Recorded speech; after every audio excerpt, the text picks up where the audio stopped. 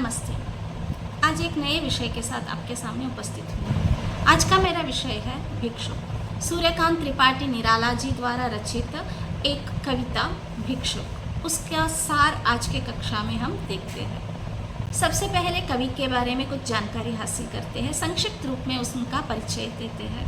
हिंदी के प्रसिद्ध कवि सूर्यकांत त्रिपाठी निराला जी मूलतः छायावादी कवि थे, बाद में एक क्रांतिकारी कवि बने। निराला ने न केवल कविताएं लिखी बल्कि कहानियाँ, उपन्यास और निबंध भी लिखा है। उनकी प्रमुख रचनाएं हैं सरोज स्मृति, तुलसीदास, राम की शक्ति पूजा, परिमल आदि। सूर्यकांत त्रिपाठी निराला जी का एक महत्वपूर्ण कविता है जो उनकी मानवीय संवेदनाओं और समाज के प्रति उनकी गहरी चिंता को दर्शाती है।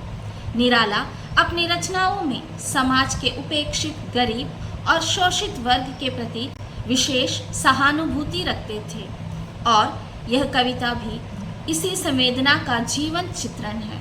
भिक्षुक में उन्होंने एक भिखारी के माध्यम से समाज की बेरुखी, असमानता और संवेदनहीनता का मार्मिक चित्रण किया है।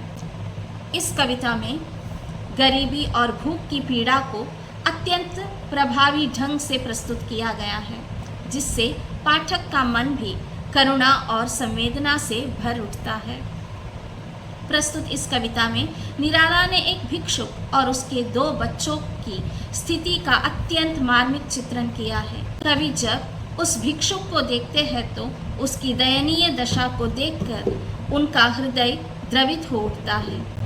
भिक्षुक इतना कमज़ोर है कि उसका पेट और पीठ एक हो गया है। लाठी के सहारे वह चलता है।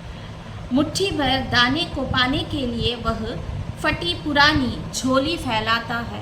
उसके साथ 2 बच्चे भी हैं जो एक हाथ से पेट को मल रहे हैं और दूसरे हाथ से भीख मांग रहे थे। सड़क पर पड़ी झूठी पत्तलों से वे भूख मिटाने का प्रयास करते हैं, पर वहाँ भी उनका दुर्भाग्य उनका साथ नहीं छोड़ता।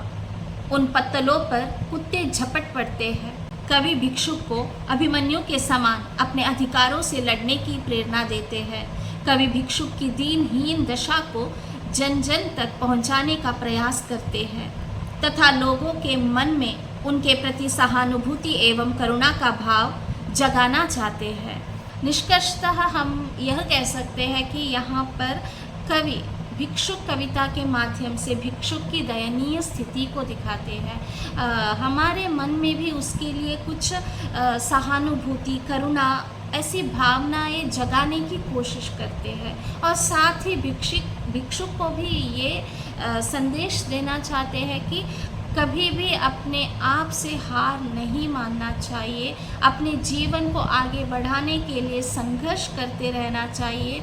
जब तक हम संघर्ष नहीं करेंगे हम अपने मुकाम तक नहीं पहुंच सकते। हार नहीं मानना चाहिए, हमेशा संघर्ष करते रहना चाहिए और अपने अधिकारों के लिए उसको हासिल करने के लिए संघर्ष करना ही चाहिए। इतना कहकर मैं ये कविता का सार यहीं पर ख़त्म करती हूँ। धन्यवाद।